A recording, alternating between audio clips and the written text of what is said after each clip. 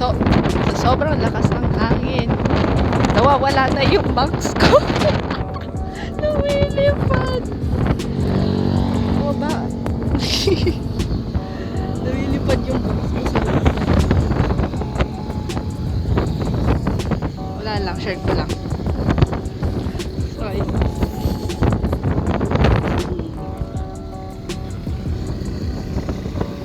We're actually kind of going slow, pero lakas ng hangin. Yun naman.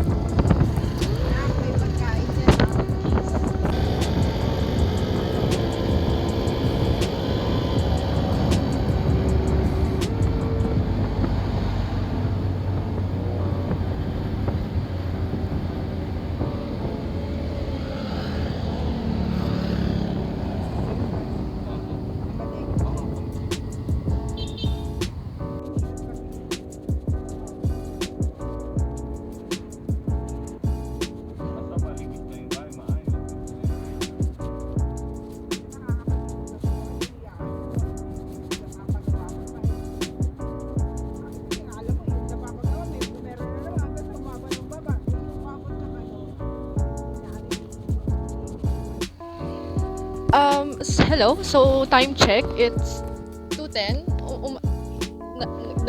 Naglakas loob ako mag-record ngayon at magsalita kasi bumaba yung parents ko. May nakita silang something na nagbebenta sa tabi and bumaba sila. So, ako na mag-isa sa kotse. So, time check. It's 10 now. So, if hindi nyo naintindihan, 7 umalis kami. Ay, hindi. 7 ginising ako. Wait, now I'm confused.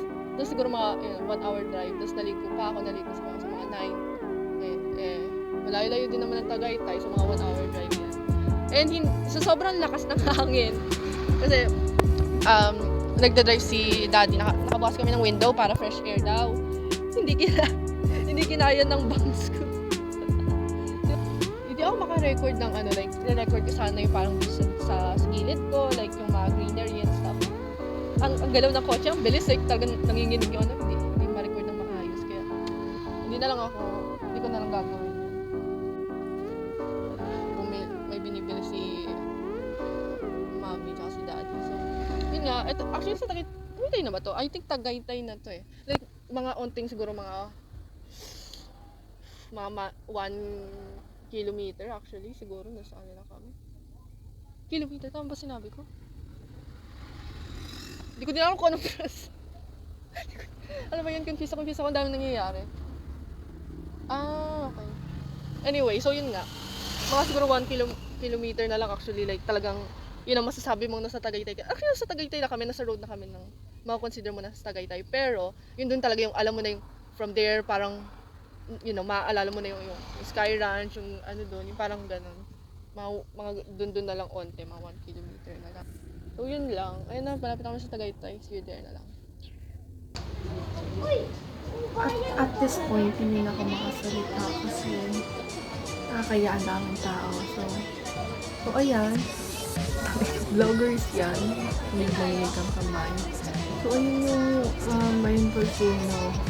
It was such a cloudy day yung today.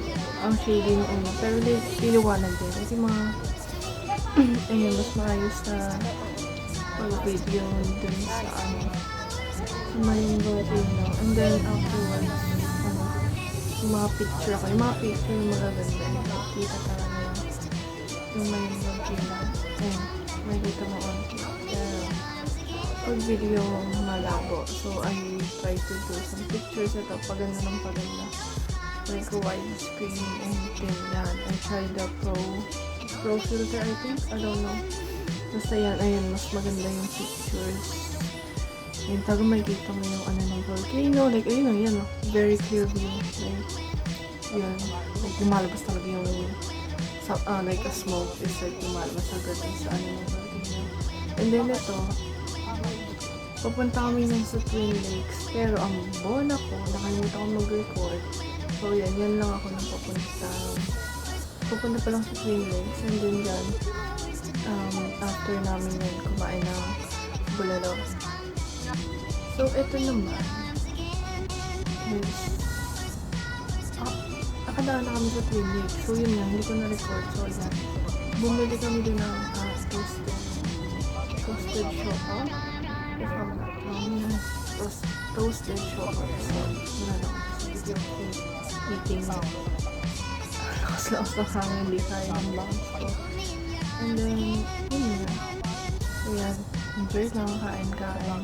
And ngayon, papunta naman kami sa isang lugar na yun talaga yung rason kung why pumunta kami ng Tagaytay. I mean, like, isa siya sa mga rason. Parang we're gonna visit like an old person we know. Yun. Pero hindi ko na ni-record kasi parang kind of privacy na yun.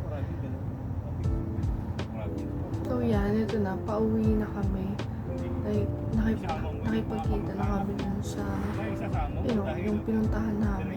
Hindi ko na ni-record kasi parang it was like a happy moment, parang reunion, ganun. Hindi ko na ni-record, tsaka nakaya na rin. And then, ayan, pauwi na. So, yeah, it's a very short vlog. I know, dapat like, binidyohan ko na lang para at least may content, yung video. Pero like, ang daming private kasi pinag-usapan. So, pero ang ganda nung pinuntahan namin noon. Sayang hindi ko na vlog. Pero, ayan, that's the end of the very short vlog. Yan yung picture ulit.